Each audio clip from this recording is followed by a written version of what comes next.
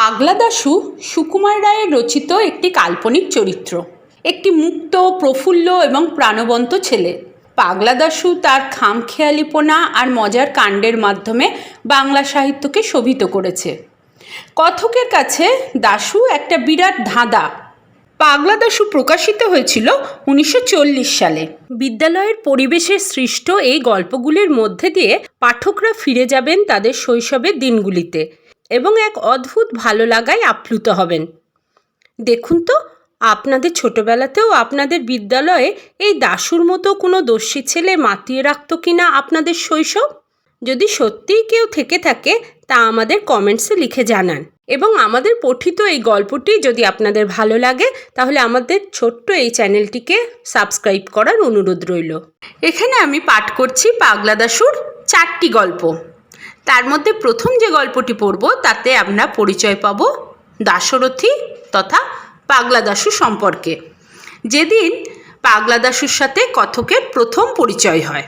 আসুন শুরু করা যাক আমাদের প্রথম গল্প, পাগলা দাশু।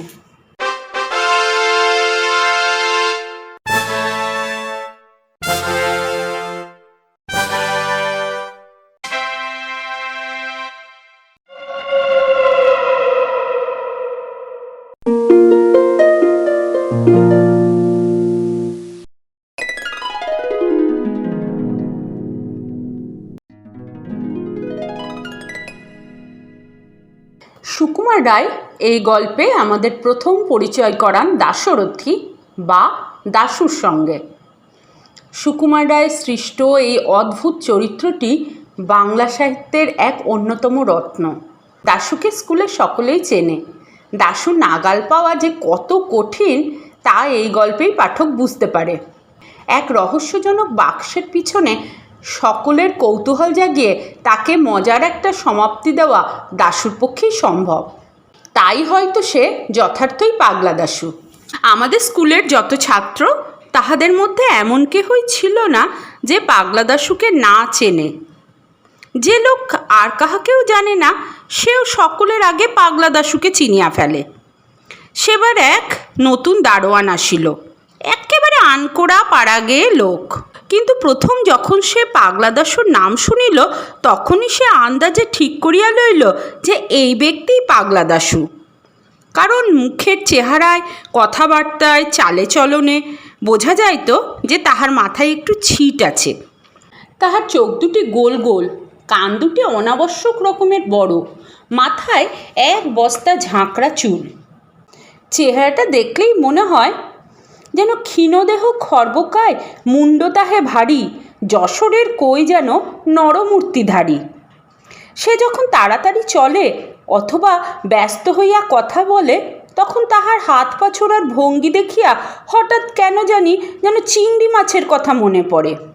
সে যে বোকা ছিল তা নয়, অঙ্ক কষিবার সময় বিশেষত লম্বা লম্বা গুণভাগের বেলায় তাহার আশ্চর্য মাথা খুলিত। আবার এক এক সময় সে আমাদের বোকা বানাইয়া তামাশা দেখিবার জন্য এমন সকল ফন্দি বাহির করিত যে আমরা তাহার বুদ্ধি দেখে অবাক হইয়া থাকিতাম।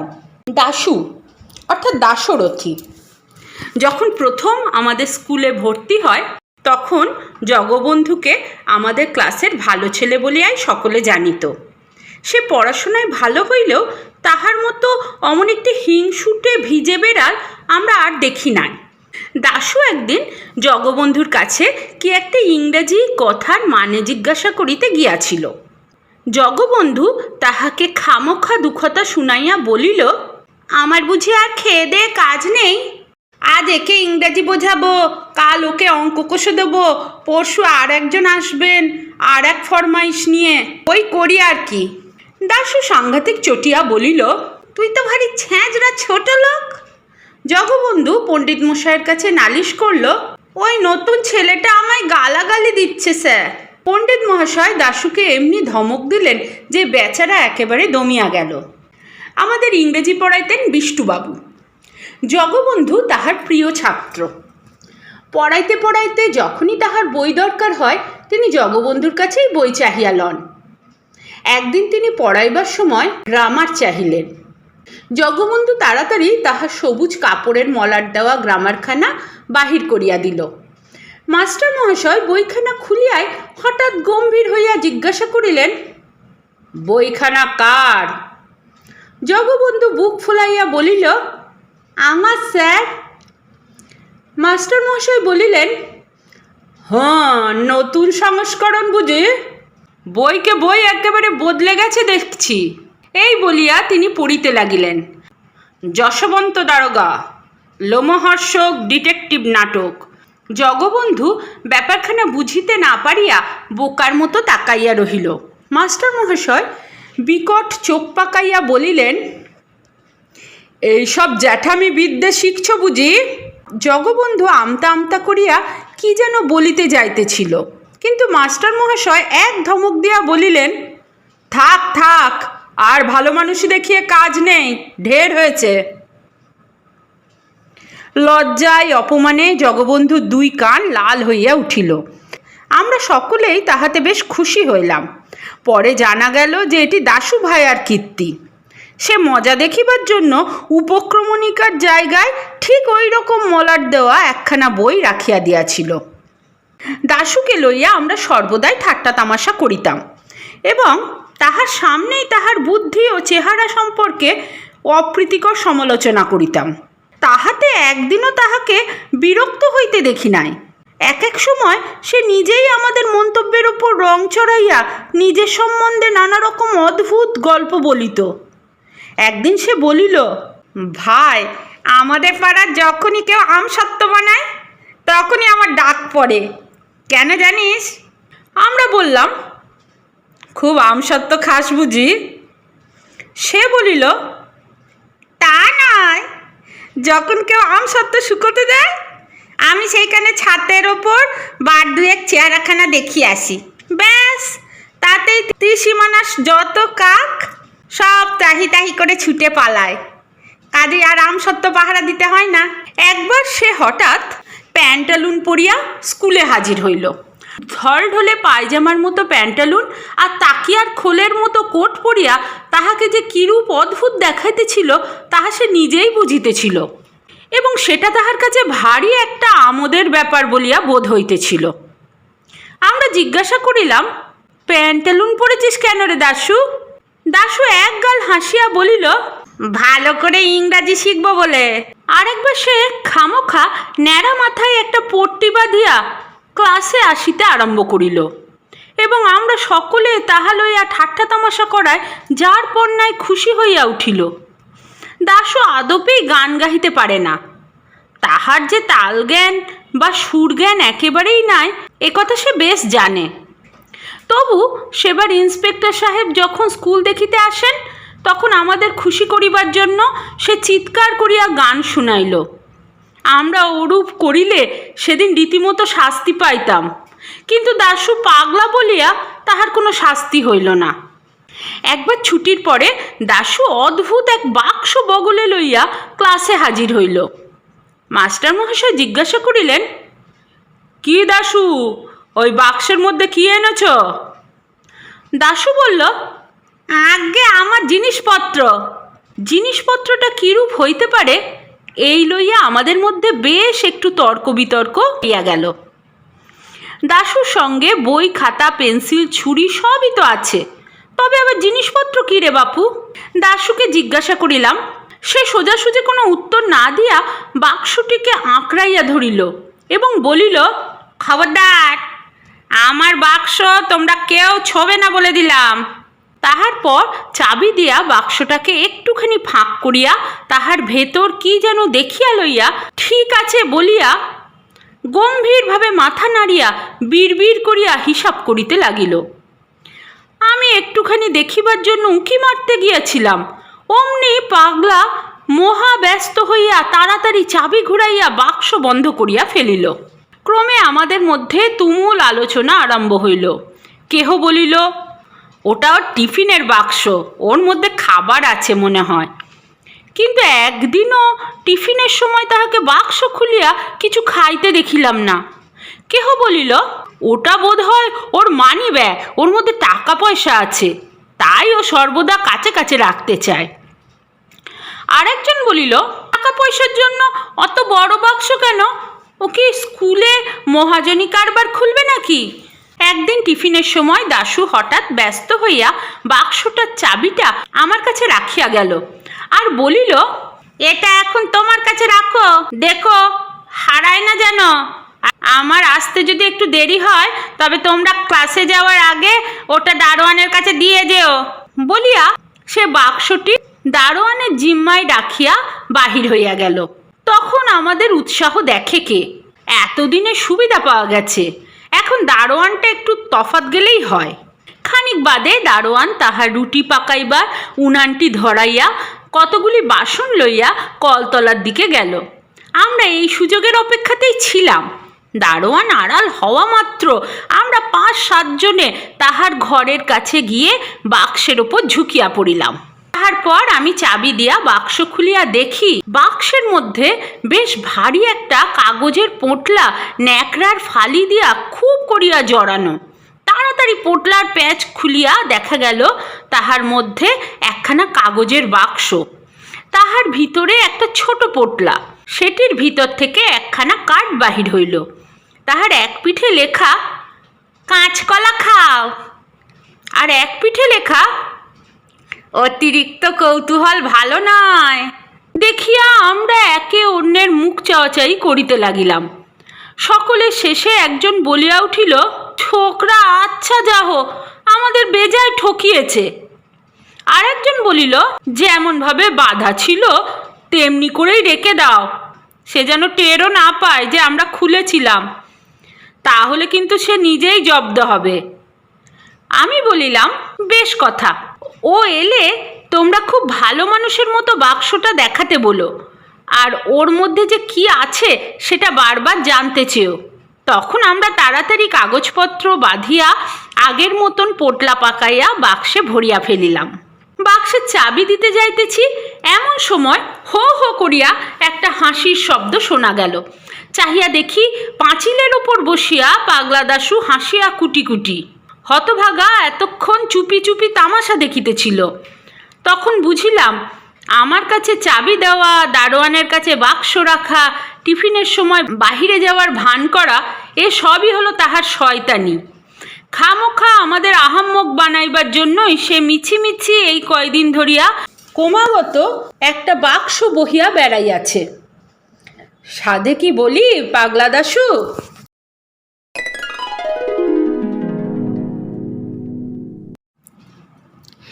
আমাদের দ্বিতীয় গল্প চিনে পটকা। চিনে পটকা সহপাঠীদের মধ্যে ছোট ছোট দ্বন্দ্বের ওপর একটা হাসির ছোট গল্প। স্কুলের এই ছোট ছোট দ্বন্দ্বের কারণে মজার কিছু ঘটনা ঘটে এবং নাচেও তার ভেতরে শিক্ষকরা জড়িয়ে পড়েন। হাস্য কৌতুকে ভরা এই গল্পটি পাগলা দাশু 4টে গল্পের মধ্যে একটা, তার দাশু এবং তার সহপাঠী রামপদকে নিয়ে। রামপদ তার জন্মদিনের মিহিদানা প্রথমে দাশুর সাথে ভাগ করে না এবং পরে সহপাঠীদের কথায় অনিচ্ছাকৃতভাবে করে। সুকুমার রায় সুন্দরভাবে এই স্কুলের দস্যিপনা তুলে ধরেছেন। আমাদের রামপদ তাহার জন্মদিনে 1 হাঁড়ি মিহিদানা লইয়া স্কুলে আসিল।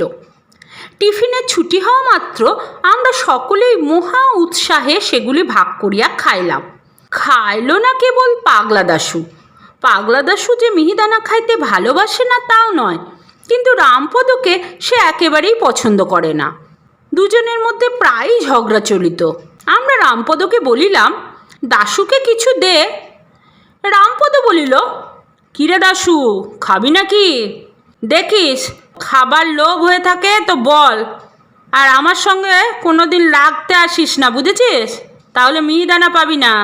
এমন করিয়া বলিলে তো রাগ হইবারই কথা, কিন্তু দাশু কিছু না বলিয়া গম্ভীরভাবে হাত পাতিয়া মিহিদানা লইল। তারপর দারোয়ানের ছাগলটাকে ডাকিয়া সকলের সামনে তাহাকে সেই মিহিদানা খাওয়াইল।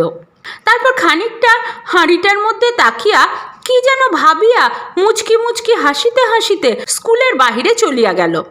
এদিকে হাঁড়িটাকে শেষ করিয়া আমরা সকলে খেলায় মাতিয়া উঠিলাম। দাশুর কথা কেউ আর ভাবিবার সময় পাই নাই। টিফিনের পর ক্লাসে আসিয়া দেখি দাশু অত্যন্ত শান্তশিষ্টভাবে এক কোণে বসিয়া আপন মনে অঙ্ক কষিতেছে। তখনই আমার কেমন যেন সন্দেহ হইয়াছিল। আমি জিজ্ঞাসা করিলাম, কিরে দাশু, কিছু করেছিস নাকি? নিতান্ত ভালো মানুষের মতো দাশু বলিল, হ্যাঁ, 2টা GCM করে ফেলেছি। আমরা বলিলাম, ধুৎ, সে কথা কে বলেছে? কিছু দুষ্টুমির মতলব করিসনি তো? এ কথায় দাশু ভয়ানক চটিয়া গেল। তখন পণ্ডিত মহাশয় ক্লাসে আসিতেছিলেন। দাশু তাহার কাছে নালিশ করে আর কি। আমরা অনেক কষ্টে তাহাকে ঠান্ডা করিয়া বসাইয়া রাখিলাম। এই পণ্ডিত মহাশয় মানুষটি মন্দ নহেন, পড়ার জন্য কোনোদিনই তাড়াহুড়া করেন না। কেবল মাঝে মাঝে একটু বেশি গোল করিলে হঠাৎ সাংঘাতিক রকম চটিয়া যান। সেই সময় তাহার মেজাজটি আশ্চর্য রকম ধারালো হইয়া ওঠে। পণ্ডিত মহাশয় চেয়ারে বসিয়াই নদী শব্দে ডুব করো বলিয়া ঘুমাইয়া পড়িলেন। আমরা বই খুলিয়া হড়বড় করিয়া যা তা খানিকটা বলিয়া গেলাম এবং তাহার উত্তরে পণ্ডিত মহাশয়ের নাকের ভিতর হইতে অতি সুন্দর ঘর ঘর শব্দ শুনিয়া বুঝিলাম নিদ্রা বেশ গভীর হইয়াছে। কাজেই আমরাও স্লেট লইয়া টুকটাক আর 10-25 খেলা শুরু করলাম। কেবল মাঝে মাঝে যখন ঘরঘরানি কমিয়া আসিত তখন সবাই মিলিয়া সুর করিয়া নদী নদ্য নদ্য ইত্যাদি আওড়াইতাম। দেখিতাম তাহাতে ঘুমপাড়ানি গানের ফল খুব আশ্চর্য রকম পাওয়া যায়। সকলে খেলায় মত্ত, কেবল দাশু এক কোনায় বসিয়া কি যেন করিতেছে, সেদিকে আমাদের কোনো খেয়াল নাই। একটু বাদে পণ্ডিত মশাইয়ের চেয়ারের তলায় তক্তার নিচ হইতে ফট করিয়া কি একটা আওয়াজ হইল। পণ্ডিত মহাশয় ঘুমের ঘোরে ভ্রুকুটি করিয়া সবে মাত্র উহ বলিয়া কি যেন একটা ধমক দিতে যাইবেন, এমন সময় ফুটফাট দুম দাম ধূপ ধাপ শব্দে তাণ্ডব কোলাহল উঠিয়া সমস্ত স্কুলটিকে একেবারে কাঁপাইয়া তুলিল।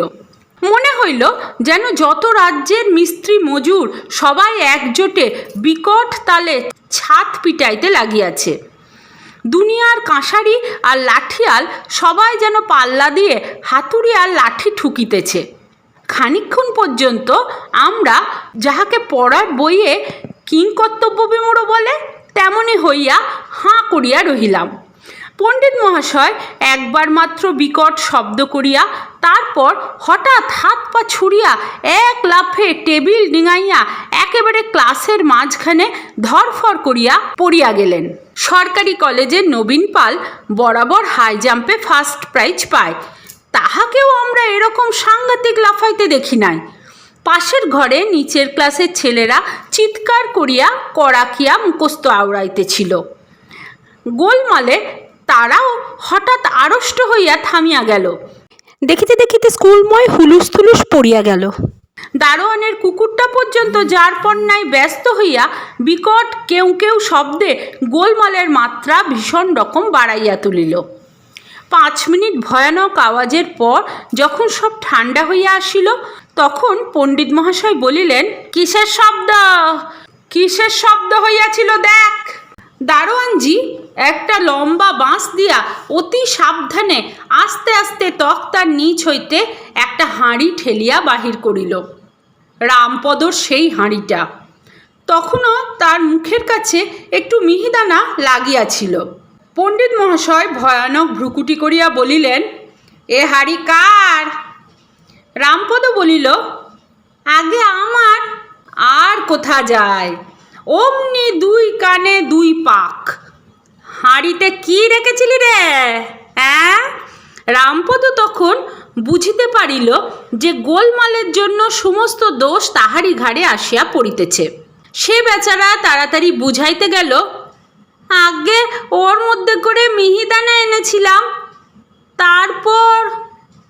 মুখের কথা শেষ না হইতেই পণ্ডিত মহাশয় বলিলেন, তারপর? তারপর মিহিদানাগুলো চিনে পটকা হয়ে ফুটতে লাগলো না?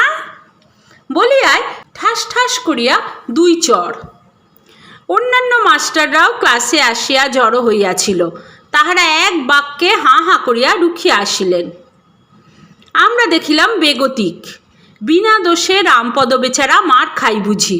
এমন সময় দাশু আমার স্লেটখানা লইয়া পণ্ডিত মহাশয়কে দেখাইয়া বলিল, এই দেখুন স্যার, আপনি যখন ঘুমোচ্ছিলেন তখন ওরা স্লেট নিয়ে খেলা করছিল।